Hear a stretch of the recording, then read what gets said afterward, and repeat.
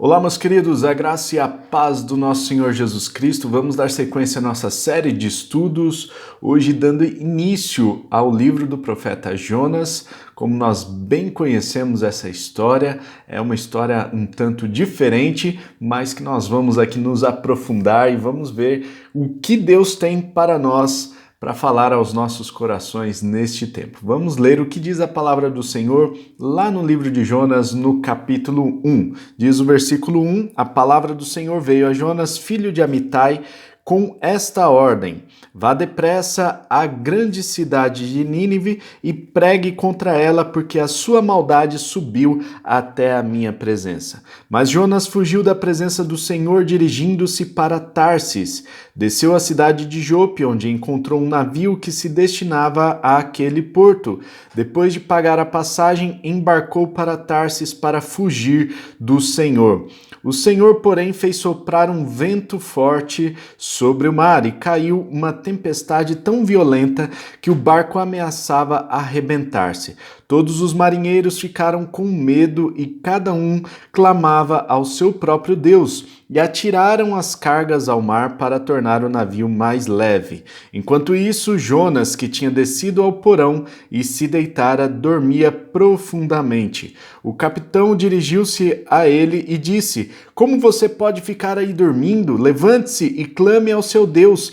Talvez ele tenha piedade de nós e não morramos. Então os marinheiros combinaram entre si: vamos lançar sortes para descobrir quem é o responsável por esta desgraça que se abateu sobre nós. Lançaram sortes e a sorte caiu sobre Jonas. Por isso lhe perguntaram: diga-nos, quem é o responsável por esta calamidade?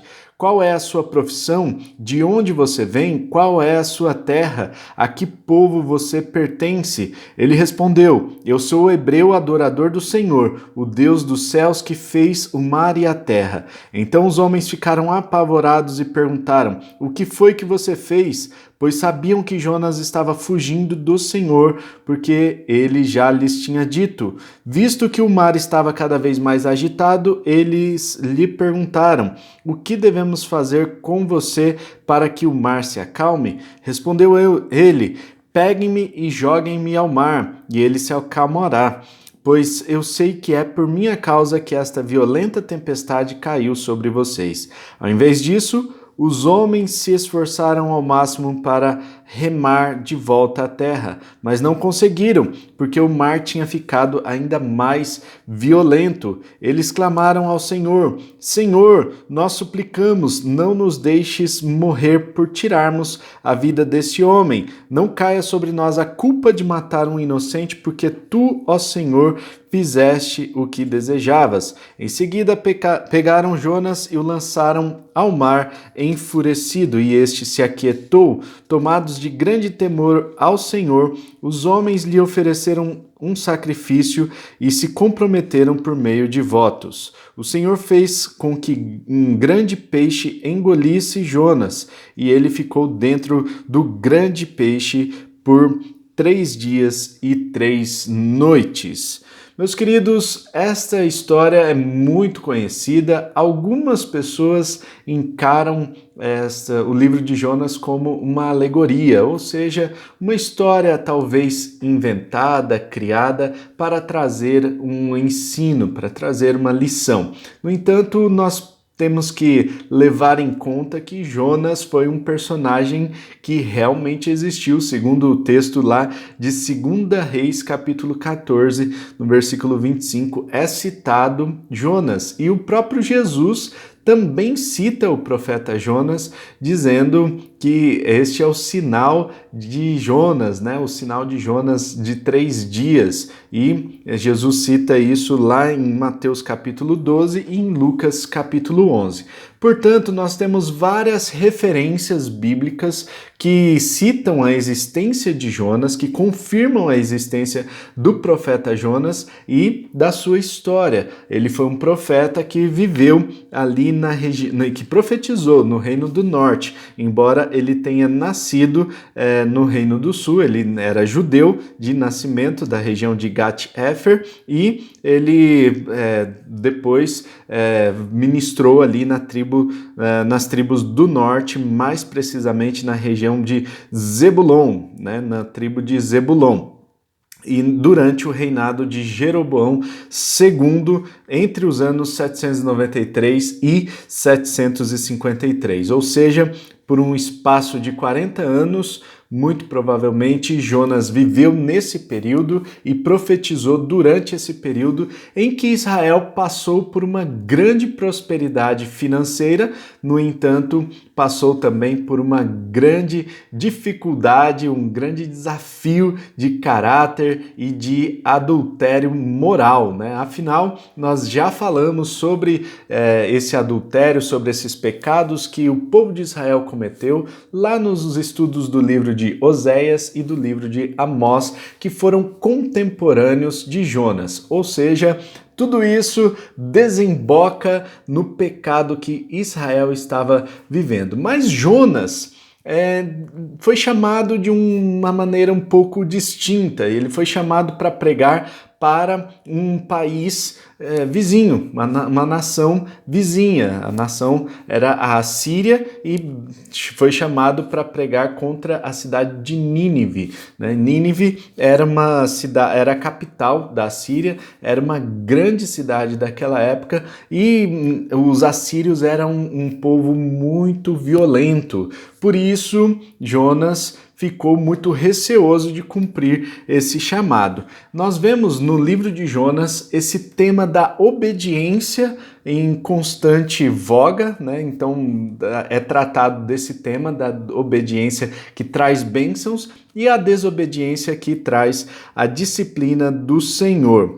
Nós vamos ver que Jonas, ele recebe essa ordem do Senhor para pregar lá na cidade de Nínive. No entanto, ele busca a desobediência, ele busca fugir da presença do Senhor e ele busca ir para a cidade de Tarsis, ou seja, uma região completamente inversamente contrária àquela em que ele foi enviado para pregar. Então Nínive ficava ao norte ali, sul, nordeste, né? Nordeste de Israel, e ele foi para o oeste, foi numa região completamente diferente, e Tarsis era uma cidade em que não havia chegado o povo judeu ali, não havia pregação do evangelho ainda. Ou seja, ele entende que era uma cidade onde o Senhor, onde a presença de Deus não estaria. Por isso, ele vai para bem longe. E a Tarsis também é uma cidade que mais tarde os estudiosos, né, descobriram que ficava na Espanha, né, muito provavelmente a cidade de Tartessos, que tem uma região lá na Espanha que existe até hoje, né? Então, vejam só que Jonas recebe a ordem do Senhor para ir para uma região e ele vai para outra. Os motivos que fizeram ele tomar essa decisão: era um povo desconhecido, era uma nação desconhecida, não era uma nação judaica, não era um povo que temia ao Senhor, ao contrário, eram gentios, e Jonas talvez seja aí o único profeta chamado para pregar para os gentios no Antigo Testamento, e nós vemos essa mensagem de Deus também desde o Antigo Testamento, já confirmando, né, essa mensagem de que o Evangelho é para todas as nações, para todos os povos, não importa a sua língua, não importa, né, de onde você veio, o Evangelho é para você também, ok? A salvação vem do Senhor e a salvação ela pode ser ela é direcionada para todos os povos, não importa se é Israel ou não. E nós vemos que Jonas, ele recebe essa ordem, foge para Tarsis, mas tem uma intercorrência ali no caminho. No caminho há uma tempestade e essa tempestade faz com que o povo fique alvoroçado, comece a jogar as coisas ao mar e percebem que não conseguem controlar mais. De repente, eles percebem que Jonas estava indiferente a tudo que estava acontecendo. Ele estava lá no porão do navio dormindo profundamente. E isso mostra que Jonas muito provavelmente estava num conflito interno muito grande e talvez até depressivo. Nós não sabemos qual era o seu estado emocional aqui nesse momento, mas sabemos que ele estava em conflito e eles estavam buscando o responsável por tudo o que estava acontecendo. Ele já havia compartilhado com algumas pessoas que ele estava fugindo da presença de Deus e quando lançaram sortes, as sortes caíram sobre Jonas, ou seja, acharam o culpado. Vamos conversar com esse cara. Quem é você? O que você faz? Por que está acontecendo isso contigo? E de repente ele explica a história e pede para que ele seja jogado ao mar, atirado ao mar, para que o mar se acalme. Mas, ainda assim, o povo, os fenícios ali, outros habitantes da região de Jope que estavam viajando para Tarsis, tentaram, com suas próprias forças, segurar o navio. Não foi suficiente todos os esforços e nós vemos que foi necessário que Jonas fosse jogado ao mar. Quando ele é jogado ao mar, o mar se acalma. Olha só que maravilha, né? Então, nós podemos aprender algumas lições aqui, né? Às vezes a gente está com um problemaço e a gente está carregando aquela situação, a gente fica tentando com as nossas próprias forças, nadando contra a maré, remando ali para tentar manter o navio em dia, quando na verdade o que a gente precisa é se livrar daqueles problemas, daquelas coisas que a gente está carregando que de repente são problemas para as nossas vidas. A gente precisa se livrar desse tipo de situação para que a gente possa ter o mar calmo e a gente consiga navegar novamente pelo mar. Então, esses homens, depois de jogar Jonas ao mar, o mar se acalma e eles temeram ao Senhor, até ofereceram um sacrifício. E vejam só que interessante, Jonas, ainda que sem intenção nenhuma, ele prega o evangelho, né? Ainda que depressivo, ainda que numa situação conflituosa, de um conflito interno, sem entender muito bem o que estava acontecendo, mas os outros passageiros ali do navio acabam se convertendo, temendo ao Senhor, oferecendo sacrifícios. Vejam só que o profeta rebelde, até na sua rebeldia, ele prega a palavra, e o poder de Deus estava com ele e faz com que as pessoas se convertam. Deus é o Deus de todas as nações, é o Senhor da nossa história, é o Senhor da sua história, é o Senhor da sua vida, é o Senhor da minha vida também, é o Senhor das nossas vidas e Ele tem o controle da história em suas mãos. Por mais que a gente tente fugir do nosso propósito, por mais que a gente tente fugir da ordem que nós recebemos do Senhor, não adianta, porque de uma forma ou de outra nós vemos que o propósito dele é maior e vai ser cumprido nas nossas vidas, queira a gente ou não, Então é melhor a gente fazer de bom grado, com alegria em nosso coração, do que ficar resmungando, tentando fugir e acabar atraindo para nós disciplina, Então nós vemos que Jonas foi lançado ao mar e um grande peixe o engoliu. Nós vemos um milagre acontecendo, já que nós não temos muitos detalhes de como era esse grande peixe, como foi, se era uma baleia com talvez uma estrutura diferente, para que ele ficasse dentro dessa baleia, ou um grande peixe. Nós não sabemos exatamente como foi que aconteceu para que ele respirasse durante esses 3 dias, essas 72 horas que ele passou dentro do grande peixe.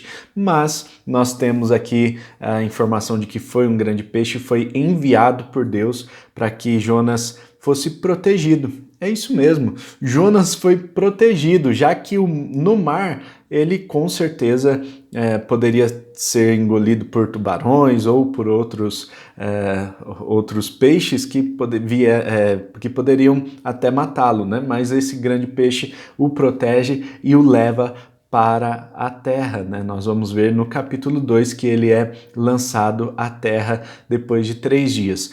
Meus queridos, até na nossa desobediência, Deus nos protege.